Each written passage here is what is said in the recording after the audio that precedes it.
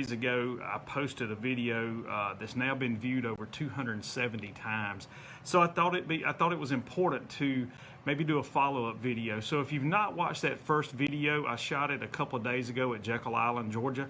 I challenge you to stop viewing this one now and go find that one on my page just from a couple of days ago.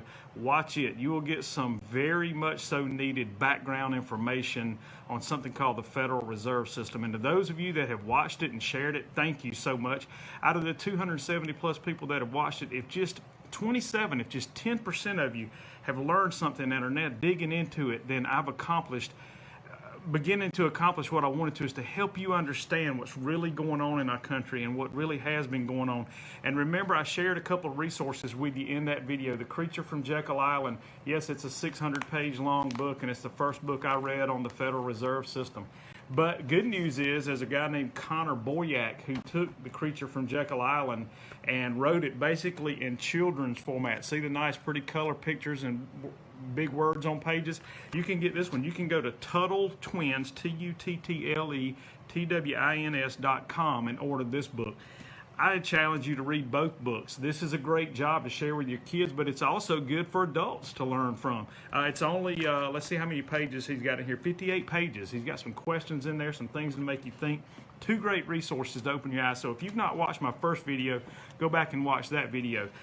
When you look at this one, there's going to be a link to a YouTube video that I want you to take 5 minutes and watch. It's going to give you more understanding. Now that you have some knowledge from my first video, I want you to have more understanding of what's really going on in the financial world and your life, because it's all about controlling you. I want to show you, a couple of things in here from Connor's book, from the Tuttle Twins. Remembering that the year was 1910, a small group of the wealthiest and most powerful bankers in the world, along with a couple of people in the government, held a secret meeting on Jekyll Island, Georgia, to plan the ultimate bank called the Federal Reserve.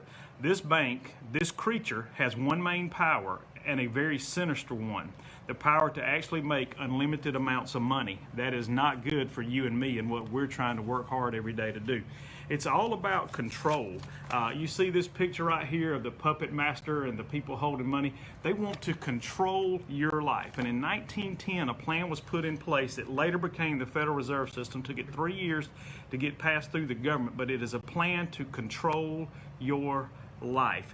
And what does control mean? Who should be in control? Well, my friend Nelson Nash, who wrote this wonderful book, Becoming Your Own Banker, which is what I use to teach people how to take control of their financial life and enhance and make better, to give themselves options and possibilities in their future that most people are not going to have, but everyone could have if they would just do this. Read Nelson's book, and I help people apply it. Nelson says this. He says the warehousing of wealth function should be held entirely at the you and me level. It can be, and it is being done by those who think about it. Those who think. Ladies and gentlemen, we have become a nation who does not think.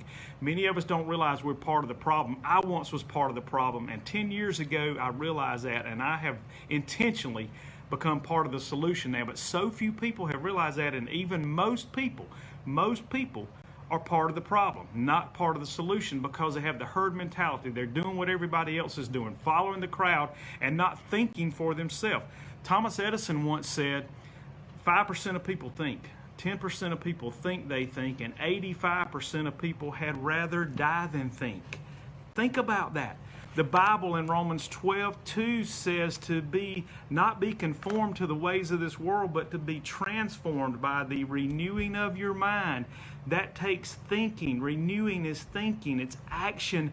You're either going to be one or the other. You're going to be part of the problem or part of the solution. You're either going to conform to the ways of this world, or you're going to think about your actions and be transformed and do differently. And so few people are doing differently. Most people are conforming, not transforming.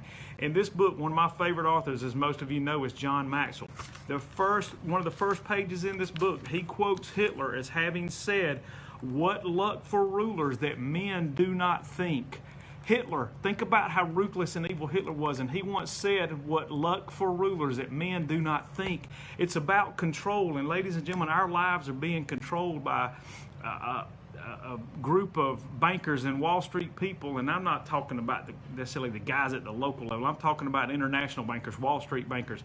And we're giving them, every day, we're just giving them control of our life. We don't have to do that. There's a better way to do that. So what I want you to do is I want you to